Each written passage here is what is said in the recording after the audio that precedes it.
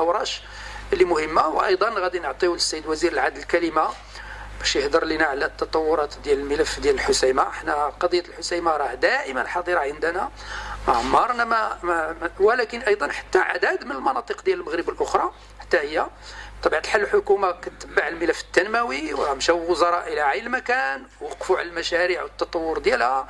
شفنا المشاريع اللي بدات واللي تاخرت شويه، او المشاريع اللي بدات راه هي ملتزمه ومحترمه المواعيد ديالها، ولكن هذه المشاريع راه استراتيجيه. بناء مستشفى لا يتم بين عشيه وضحى، ولكن ان شاء الله هذه المشاريع حنا غادي نتبعوها.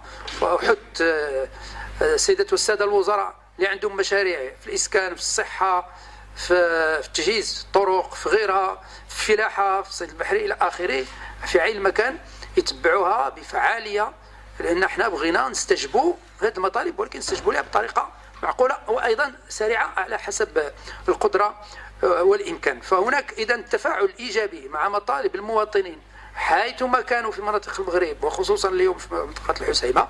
هذا هم ديال الحكومه، وحنا كنديروا عليه اجتماعات متتاليه، سواء انا كندير اجتماع مع وزير واحد او وزيرين، وكنتبعوا هاد الملفات وكنحاولوا ما امكن.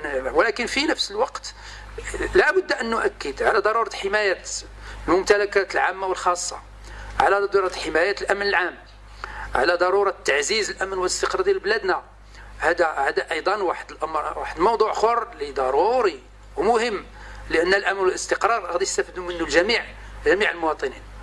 وانا كنا درنا لقاء مع السيد وزير العدل والسيد وزير الداخليه في هذه الايام، وحنا اكدنا وغادي نشوفوا تقرير ديال السيد وزير العدل بعد قليل على في اي عمليه يكون هناك احترام حقوق الانسان، احترام حقوق اذا كان هناك متهمين احترام الحقوق ديالهم، احترام المساطر كما هي منصوص عليها قانونيا.